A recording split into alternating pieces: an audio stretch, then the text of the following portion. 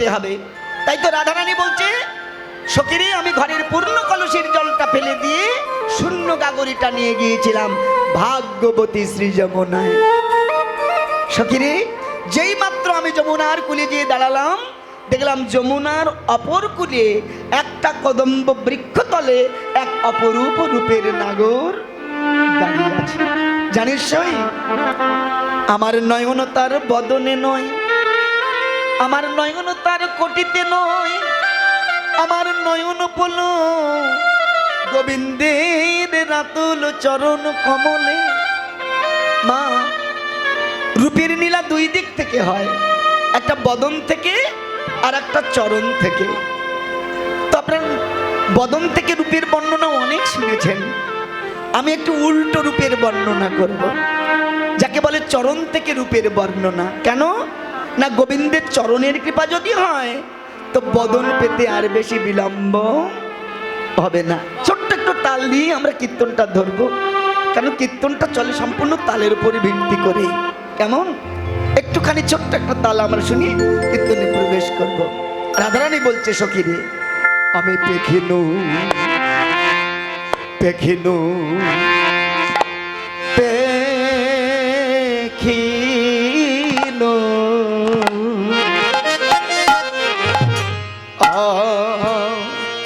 পেখিনু কালিন্দির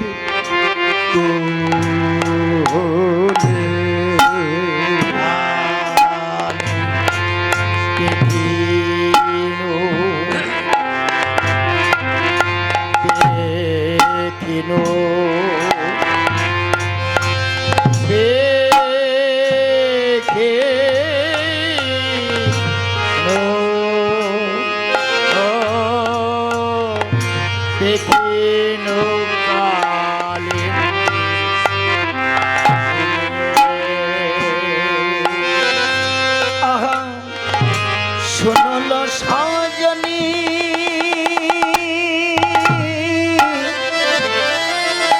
প্রয়াগে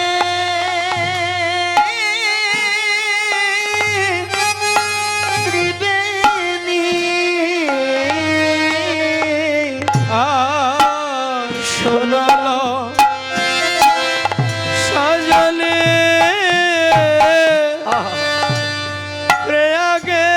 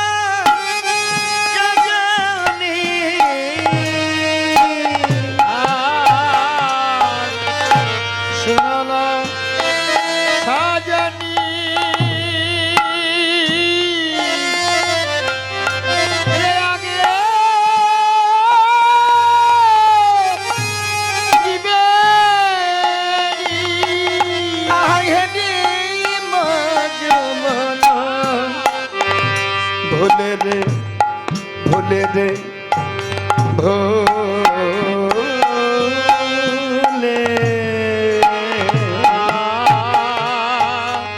দেখিনু কালিন্দি। আমি এই এখনি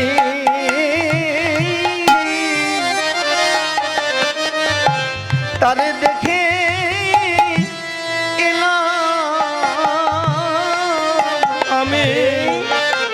আমি এখনি তারে দেখে এলাম। আমি যমুনাই জল, ওই যমুনাই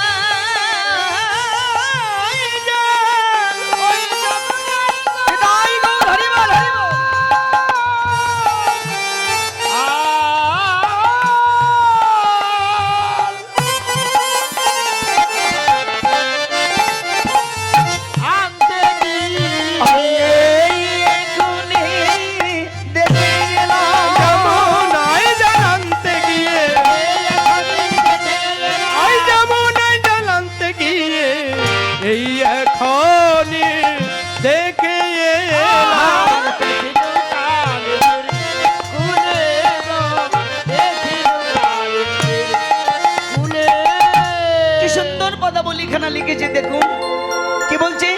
দেখিনু কালিন্দির কুলে, অর্থাৎ দেখিলাম কোথায়? ওই যমুনার কুলে। শুনুন সজনী প্রয়াগে ত্রিবেণী, সখিরে শোন আমি তোদের কাছে বলি, প্রয়াগে ত্রিবেণী হেরি মজুমন ভুলে, অর্থাৎ আমি ওই যমুনার কুলেই ত্রিবেণী সংযম দেখলাম। আচ্ছা সখীগণ বলছি, ওরাই তোর তো মাথা খারাপ হয়ে গেছে রে, কেন? আরে কোথায় ত্রিবেণী সংযম আর কোথায় যমুনা?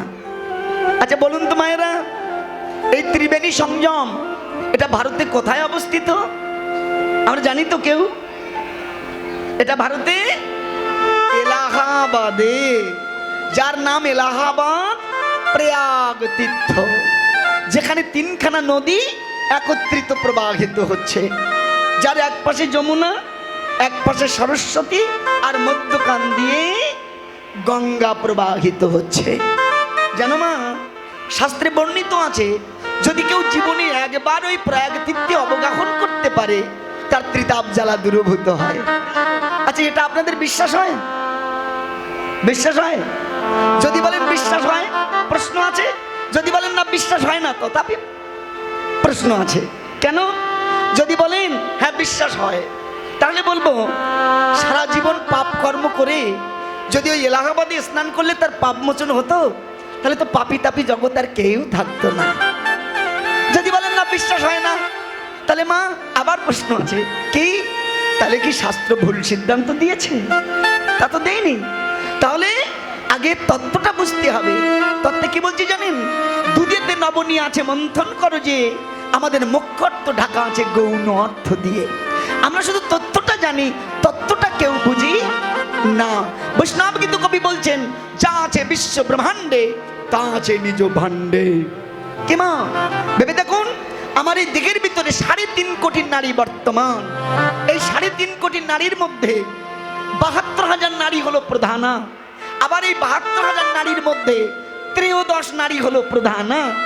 আবার 13 নারীর মধ্যে 3খানা নারী হলো প্রধান, যার নাম হলো ইড়া, যার নাম হলো পিঙ্গলা, যার নাম হলো সুষমা, যার নাম গঙ্গা, যমুনা, সরস্বতী।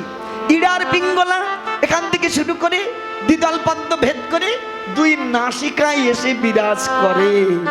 কেমন?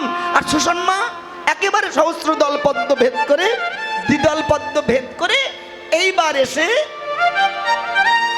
নারীর ওই যে আমাদের মেরুদণ্ড, ওই মেরুদণ্ডের হাড়ের মধ্যে দিয়ে প্রবেশ করে। এর মধ্যে আরো 2টি নারী বর্তমান, যার একটার নাম হলো ব্রহ্মনাল আর একটার নাম হলো চিত্রাণী।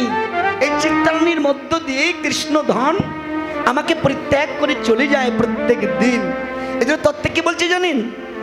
গুরুজি লিঙ্গ খানি, শিষ্যের কর্ণজনী খানি, নিষ্কাম ভাবে করিও রমন, হরি নামের বীর্য ফোটা, পূর্ণ হবে মণিকোঠা, চিত্রাণী তাই করিবে আশা দন। এর গভীরতা অনেক দূর। আসলে আমরা সামান্য কিছু শুনে এর উপলব্ধি সহজে আসা সম্ভব নয়। এই জন্য বছর বছর ধরে গুরু সঙ্গের দ্বারা এই সাধন ক্রিয়া জানতে হয়, না হলে পাওয়া যায় না। তাহলে ভেবে দেখুন, ইড়া পিঙ্গলা এই যে এখান থেকে শুরু করে এই যে দ্বিদল পদ্ম, আবার সহস্রদল থেকে সুষমারূপ নারী অতিবাহিত হয়ে এই যে দ্বিদল পদ্ম এখানে এসে মিলিত হয়েছে। এটাই হলো সেই জায়গা যাকে আমরা বলি আজ্ঞা চক্র বা দ্বিদল পদ্ম। এই দ্বিদল পদ্মে এসে মিলিত হয়েছে। এই জন্য আপনি গুরু ঘরে যাবেন, যে গুরুই যেই সাধনাই দেখ না কেন, আপনাকে এই ভুরু যোগের মধ্যে মন বা মতিকে স্থির রেখে আপনার কর্ম সাধন করতে হবে। কেন? এটাই হলো গঙ্গা যমুনা সরস্বতীর মিলন স্থান। এটা বড় পবিত্র জায়গা। দেখেছেন, এটাই হলো সেই ত্রিবেণী সংযম। আর মাতৃদেহে এই ত্রিবেণী সংযম কোথায় অবস্থান করে? ঠিক মাতৃজনী দ্বারে 3টি নারী এসে মিলিত হয়েছে। তত্ত্বে কি বলছে জানেন? যারা নিম্নগতি ধারাটাকে ঊর্ধ্বগতি করে গুরুতত্ত্ব জেনে সুষমার পথে টান দিয়ে যদি কেউ এই দ্বিদল পদ্মে এসে মিলাতে পারে, হৃদয় গৌর হরি বল বলে তার মনুষ্য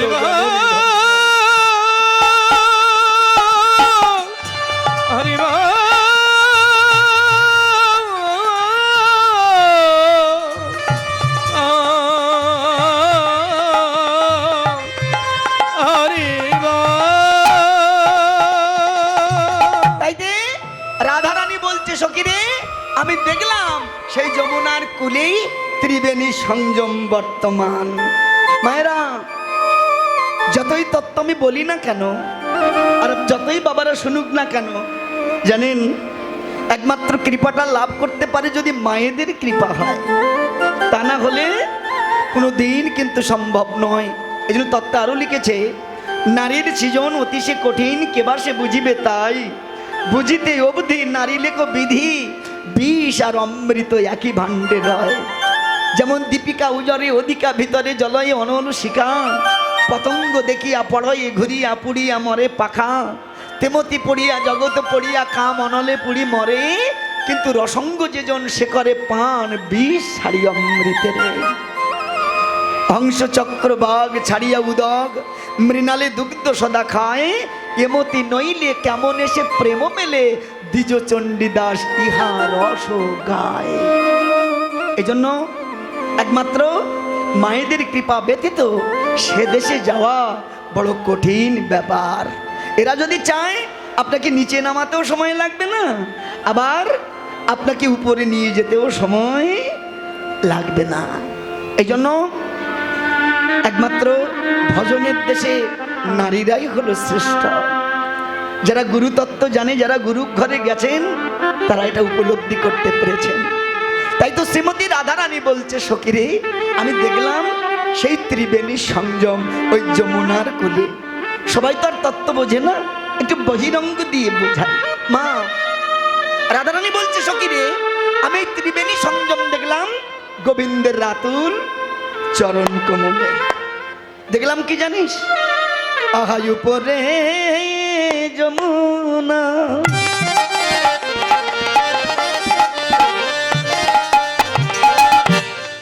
নিচে সরস্বতী,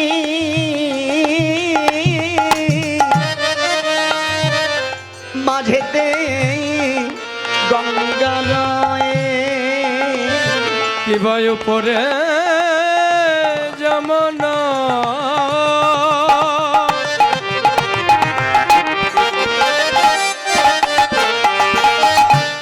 নিচে সরস্বতী,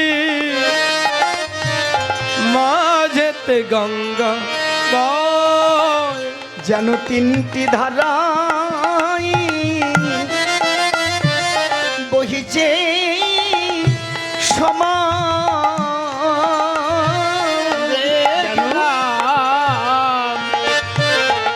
তিনটি ধারা বহিছে সমান। আহা গঙ্গা যমুনা, গঙ্গা যমুনা,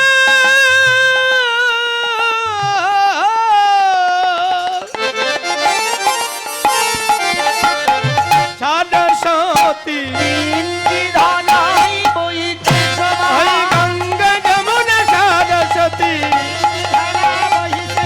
গঙ্গা যমুনা সরস্বতী, তিনটি ধারায় বহিছে সমান।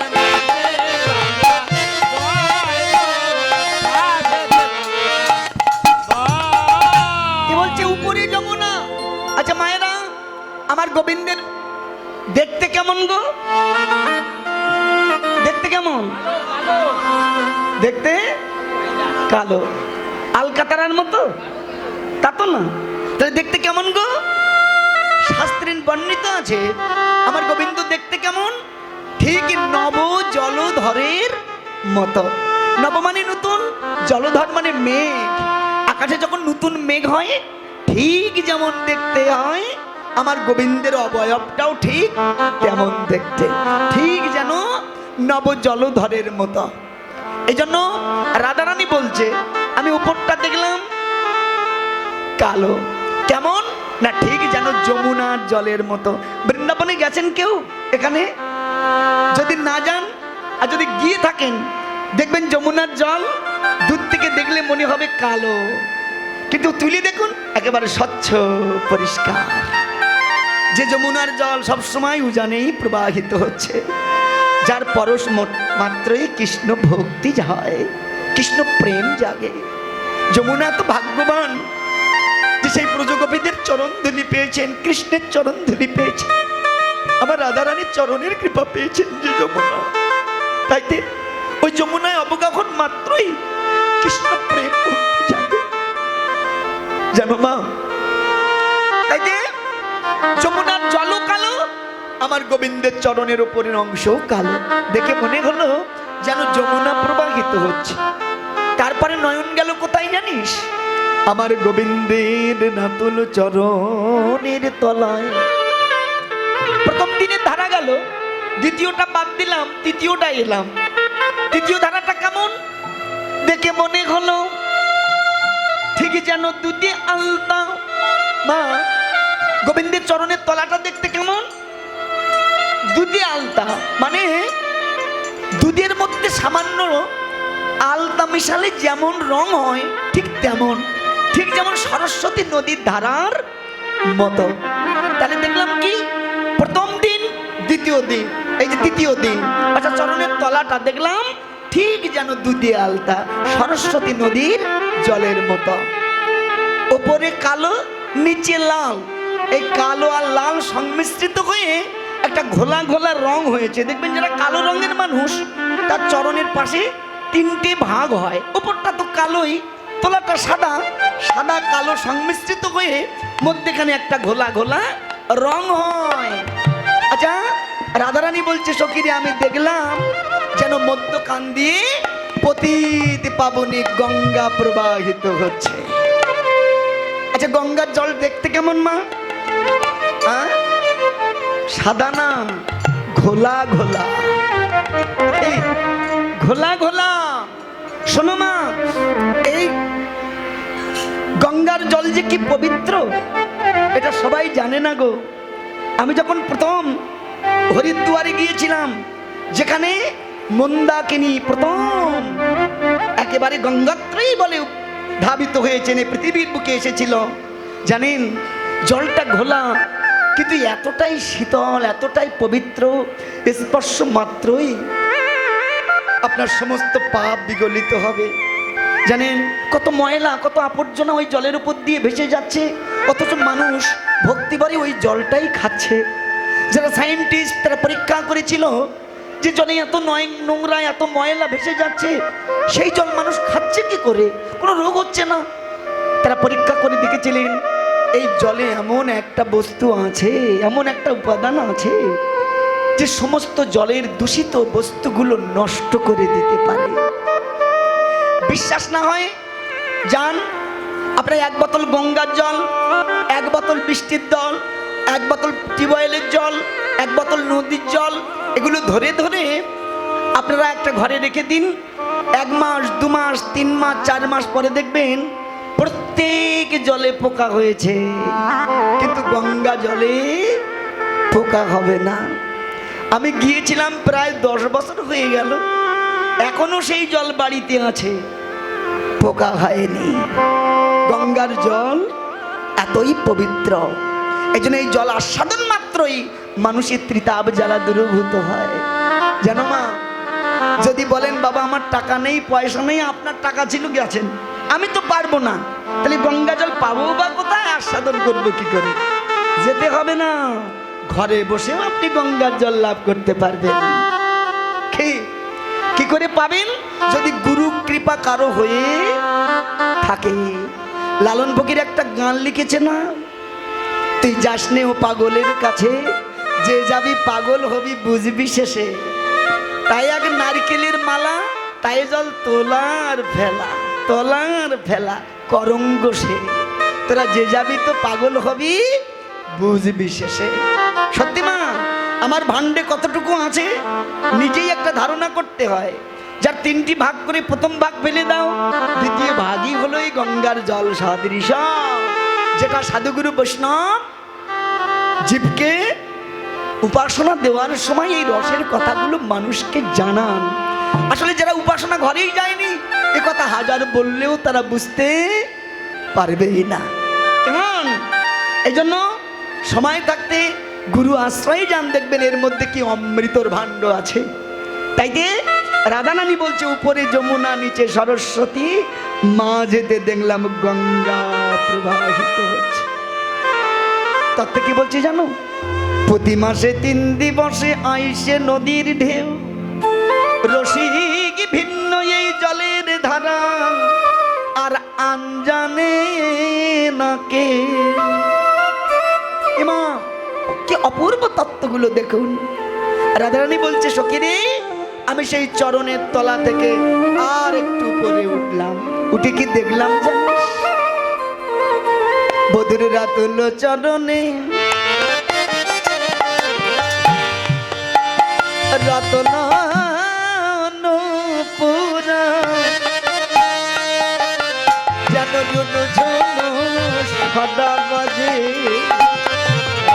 রতন চরণে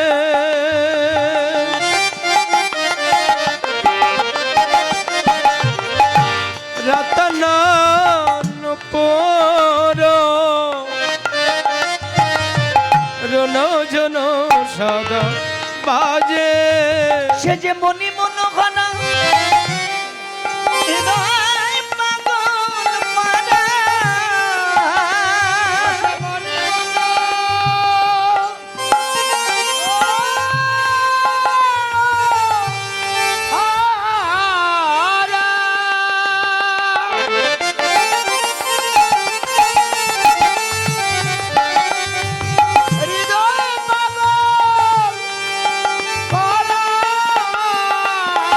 আর সেজেছে এমন সাজে, সেজেছে এমন সাজে।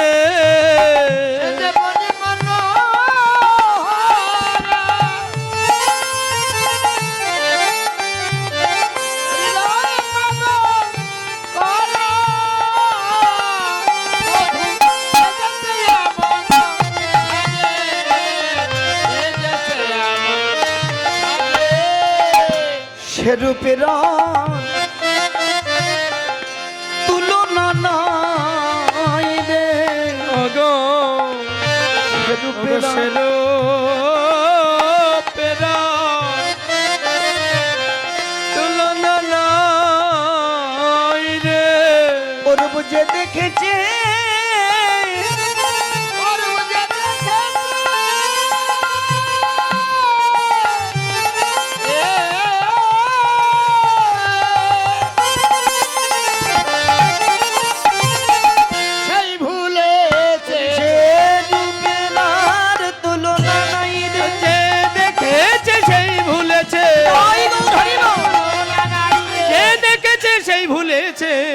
সে রূপের